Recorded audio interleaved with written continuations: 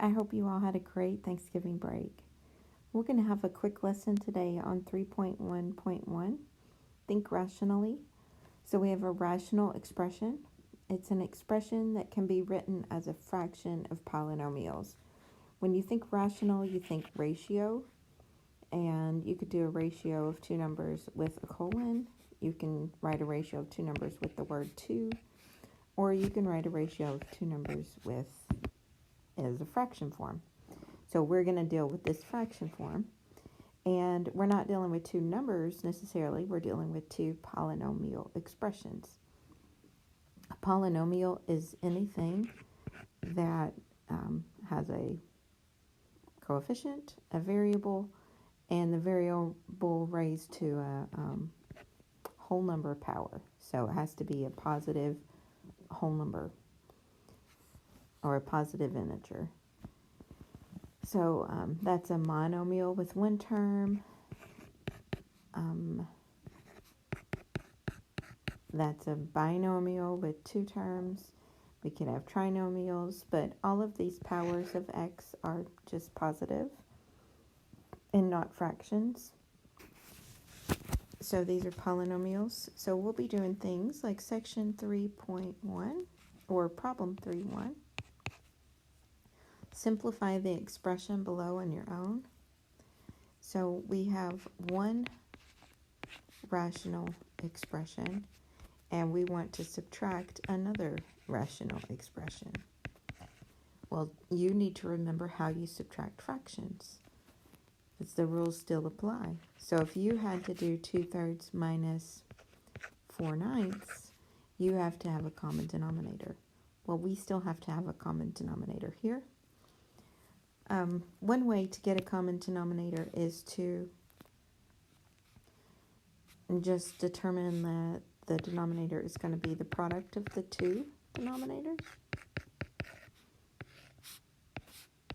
and write it out this way. So for this first fraction, it's missing the x minus 6 term, so we have to multiply by x minus 6 top and bottom. So we could go ahead and FOIL that out if we'd like as we're going here. We got x times x minus 3x minus 6x plus 18. Just doing the first, outer, inner, and last. And then when you come to this second fraction, it is missing the x minus 4 denominator. So we have to multiply x minus 4. The book in the past has called this the big one, because something over itself, they would call that the big one. So it's a legal thing that we're doing here. And we're going to go ahead and FOIL the top also. First, outer, inner, last. And now we worked really hard to get this common denominator, so we're going to keep this common denominator. Let's see, as we're going here, why don't we go ahead and combine these two like terms? So we get x squared minus 9x plus 18 over x minus 4, x minus 6, minus, we have like terms here also, we should go ahead and combine, x squared minus 7x plus 12.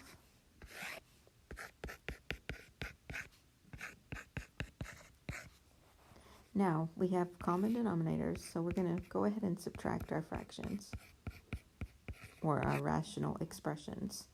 So it's the first numerator minus all of this. So see how it's minus all of that? I would like to distribute that -1 and call it opposite, opposite, opposite. That would be the result of me multiplying a -1 times all of that.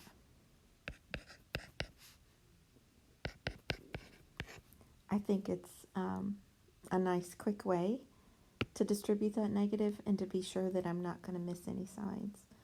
So now I have minus x squared plus 7x minus 12 all over our common denominator. Now we want to combine like terms, and our x squares cancel. Negative 9x and positive 7x is negative 2x. And positive 18 and negative 12 is positive 6, all over our common denominator. And that's our answer.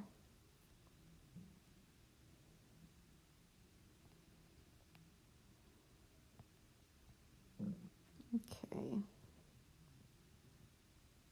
3.2. Which of the following pairs of expressions in parts A and B are equivalent? Justify your answers. Okay. So 3-2, A part is x squared plus 4x plus 3 over 4x plus 3. And they want us to compare it with x squared. Then they say it's for all x not equal to negative 3/4. And that is just keeping us from dividing by 0. Right here, if x was negative 3/4 and you worked that out, you would get negative 12/4 or negative 3 plus 3, which is 0. So negative 3/4 is the number that would cause this denominator to be 0. So we don't want division by 0. So they are just taking care of us. We don't really do anything with this today. So if I want to try to compare these two expressions to see if they're equal or not, this one and this one, I believe the main thing they're trying to do here is to make sure you know that you cannot do that. The reason you can't do that is because it's part of a sum. 4x plus 3 is being added to x squared in the top. If it was being multiplied by it, we could mark it out. Try to think about it like this. If you had, let's just look at the coefficients here. Let's say we had 1 plus 4 plus 3 over 4 plus 3. Would it be the same if I marked these out? Well, that'd be equal to 1. Well, what's it equal to if I don't mark them out? 1 plus 4 is 5, plus 3 is 8, 8 over 7. These are not equal to each other, so I'm not allowed to just cross out the 4 plus 3's. If I was multiplying, I would be allowed to. So I think that's what they're trying to get you to see, that we can't reduce things that way. So no, these two things are not equal to each other. The only thing I could do in the numerator here is I could try to factor that as an x plus 3 and an x plus 1. But nothing reduces out with my denominator. There's nothing the same in the top and the bottom. So there's nothing I can do on A part. B part, you have x plus 2 times 4x plus 3 over 4x plus 3. And then we have another expression. They want us to see if it's equal.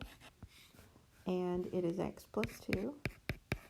And again, they're just keeping us safe here by saying we can think about this as long as x is not equal to negative 3/4. So we don't get division by 0. This time, since x plus 2 is multiplied by 4x plus 3, I can divide that out. It's like we had this, 2 times 9 over 9. Are you allowed to divide out those 9's and get 2? Well, let's work it out, assuming we did not divide out those 9's. That would give us 18 over 9, which is 2. Yes, when it's part of a product, you are allowed to mark them out. See the difference in A and B? They're the sort of super similar problem. Both have the 4x plus 3. A part, it's not just equal to x squared. Remember, it was not equal. But B part, it was equal to x plus 2. And it's all the difference in whether we're adding or whether we're multiplying.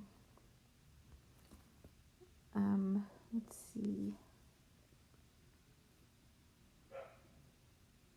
I think that's all we'll do today.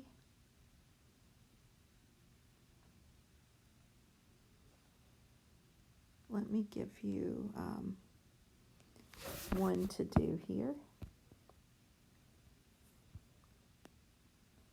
Let's see. I'm going to ask you to look at 3-3 and read it. Read through it. And think about A, how to simplify it, and B. And then we'll get together on Wednesday and we'll go through more of these. Alrighty, I'll see you all Wednesday.